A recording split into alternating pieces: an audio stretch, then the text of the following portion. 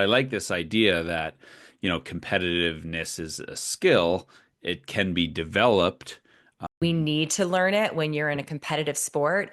We do. So when Mhm. people come to me in my practice because they can't perform like they practice, Mhm. that's someone who needs to learn how to be a competitor. So what are some of those tools? And maybe before we get into the tools, like how do we do you start by stripping away and trying to get at the essence of, well, why on competition day do you freeze, or why do you feel like you can't do that? Absolutely. And Yeah. it could be, various mental blocks. Certainly, I've had athletes with the mental block of intimidation. So on day, when it's time to compete, when they're in a tournament, they're focused on what other people are going to do instead of their own process. Hmm. Another mental block is just they don't know how to deal with this unpleasantness that's going through their bodies, the sweaty palms, the muscle tension, the butterflies in their stomach. So they don't know how to harness that physiological arousal. That could be Hmm. one. Expectations, they're so focused on the outcome, therefore they can't compete. So there's Hmm. various reasons why we may not be competing as well as we train, Hmm. but they're different. So we do have to understand the specific athlete's mental block.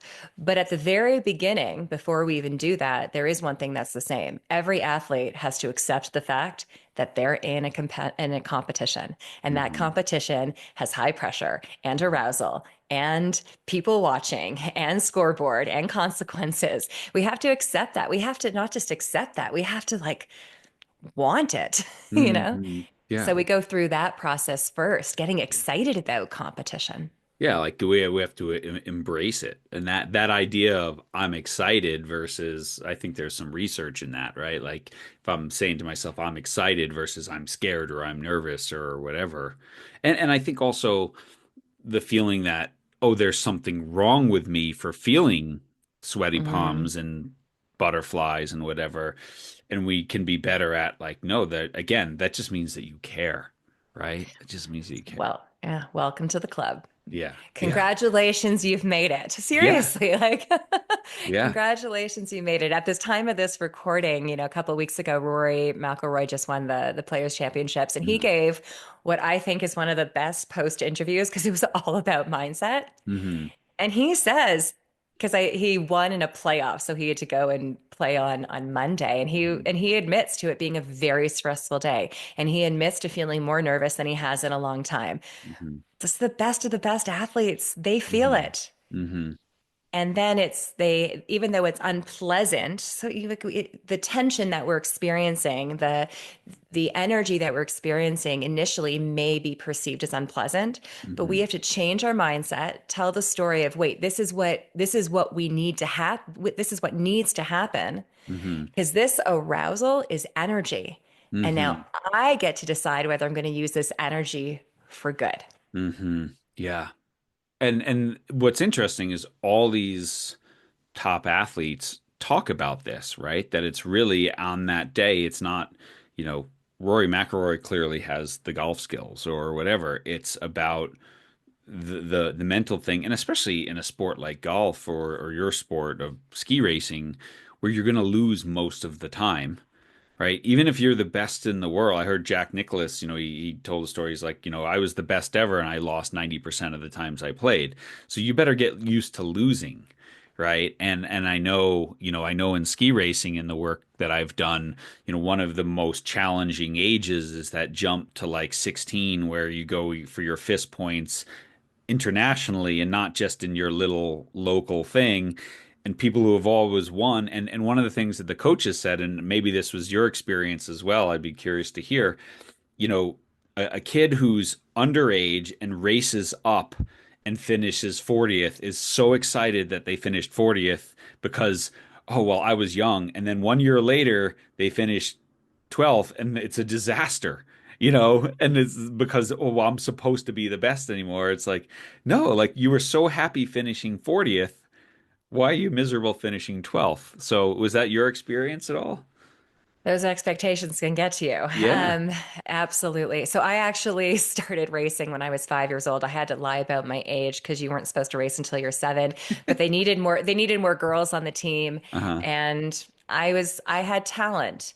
And so I started racing and, was winning every event.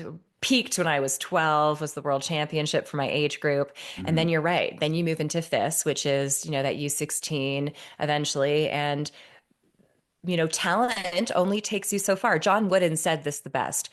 Nobody could do it without talent, Hmm. but not everyone can do it with talent. Hmm. And so I had the talent, which was great, but then people started creeping up because they started putting forth the work and developing the skills on their own. And so then the competition got a little bit more fierce. And Hmm. I had to figure that out. Yeah. And it wasn't all that easy. Hmm. Definitely heartbreak at times because I wasn't winning all the time. There was some losing. But today, you mentioned losing, and I thank you for mentioning losing because losing is part of the game. You Hmm. know, I do believe that we learn from it, Hmm. you know, but I actually believe that there is such thing as failure. I believe that there is such thing as losing.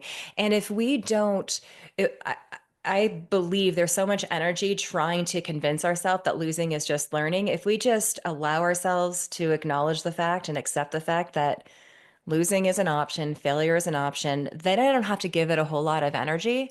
And then I Hmm. can focus on how to increase my probability of being the best that I can be. And Hmm. when I lose, when I fail, I'll be upset, and then I'll be able to rebound better because I haven't been trying to stay away from it, nor Hmm. have I attached so much focus and energy on it. It's just something that's part of sport and Yeah. life. Yeah. And like you said, it's these expectations, these outside opinions, or, like I imagine, like to go back to Rory McIlroy, it's like the pressure is what are people going to say about me if I blow this? Right? That's the golfer pressure when you're Rory McIlroy, when you have a great golfer who's never won a major or, oh, once again they blew it on the, final day. And I think that's the voice that you have to stop listening to and you have to start speaking and you have to start taking positive action instead of listening to the voice that says, "Oh my God, what are they going to say about you?" And then the trick of the trade is to do exactly what you just said, is change your voice and what do you switch it to? What do you focus on? That's going to be more. We all talk about positive self-talk. I like the word productive Mm-hmm. self-talk Mm-hmm. because not everything is, sunshines and rainbows. Sometimes things just simply suck, but how can I be more productive in my thinking? Right. Like I'm not, and there's people who may disagree, but I'm not someone who thinks that you should be lying. You can't lie to yourself, right? You can't lie to say, "Oh, I'm in the best shape of my life," when I'm not in the best shape of my life, right? And so being positive about that is not helpful. So I like this. I like the nuance of productive.